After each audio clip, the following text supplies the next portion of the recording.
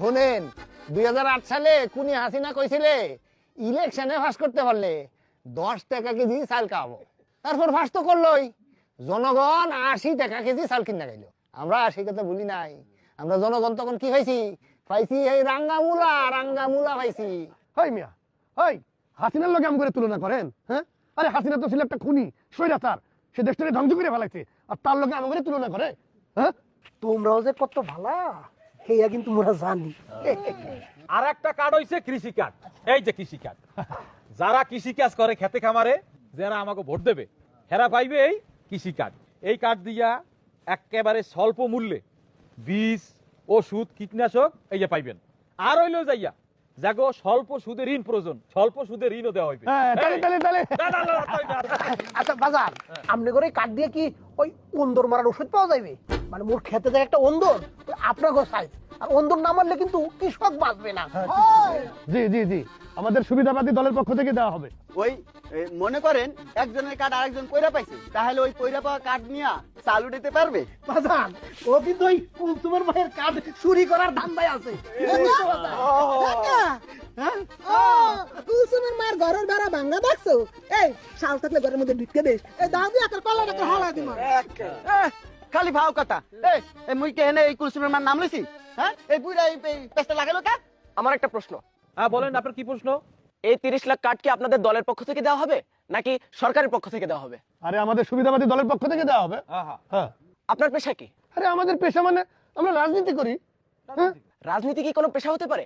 আপনাদের আয়ের উৎস কি? হাই হাই মিয়া, আমাকে কি তোমার চাঁদাবাজ মনে হয়? আমরা কি চাঁদাবাজি করি? হাই, কি বলতে চাও তুমি? হ্যাঁ না না, আমি সেটা বোঝাইনি। আমি বোঝাতে চাচ্ছি যে আপনার দলের কর্মীরা যদি বেকার থাকে তাহলে 1000 কোটি টাকার ফ্যামিলি কার্ড, কৃষি কার্ড এগুলা বাস্তবায়ন কিভাবে সম্ভব? এই কার্ড আমাকে সুবিধাবাদী দল থেকে দেওয়া হইবে না। এই কার্ড আমরা যদি সরকারে যাই, সরকার গঠন করলে এইটা হইবে সরকারি প্রকল্প। আমরা সরকারের মাধ্যমে দিব, এটা সরকারি প্রকল্প, বুঝছেন? ধরে নিলাম আপনারা সরকারে গেলে এই প্রকল্প বাস্তবায়ন করবেন, কিন্তু সরকারের পক্ষ থেকে যেসব প্রকল্প চলমান, যেমন ভিজিডি, ভিজিএফ, টিসিবি ইত্যাদি ইত্যাদি, এগুলো বাস্তবায়ন করতে গিয়ে সরকার ব্যাপক দুর্নীতিগ্রস্ত। তাহলে আপনারা কিভাবে এগুলো বাস্তবায়ন করবেন? কিভাবে সম্ভব? তুমি কোন দল করো? আমি কোনো দল করি না, আমি সাধারণ ভোটার। হাই, তুমি কোনো দল করো না? না, তোমার আমি ভালো করে চিনছি। হ্যাঁ, তুমি আজকে এখানে এসে পেছ লাগাইতে, গ্যাঞ্জাম লাগাইতে না? কেন বাজান গ্যাঞ্জাম করবো কে?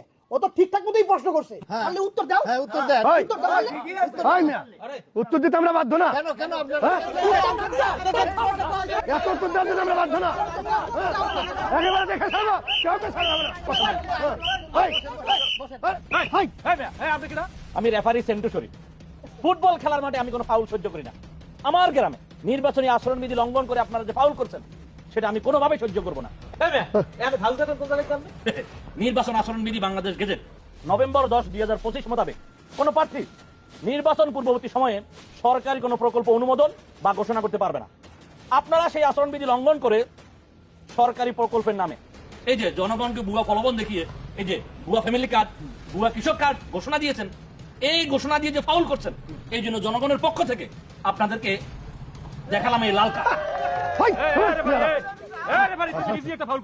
এই পুলিশ আসতেছে, যদি বাঁচতে চান এখনই ফোটেন। যে ফাউল আপনারা করছেন এর জন্য সর্বোচ্চ 6 মাসের কারাদণ্ড কিংবা 1,50,000 টাকা জরিমানা দিতে হবে, অথবা উভয় দণ্ড দণ্ডিত হতে পারেন। ওই রেফারি, দণ্ডিত করা হয় কিভাবে হয়? আমি নির্বাচনটা হইবার দে, তারপরে তোমারে কিভাবে দণ্ডবিধি দেওয়া হয় কি দেখাই দিই।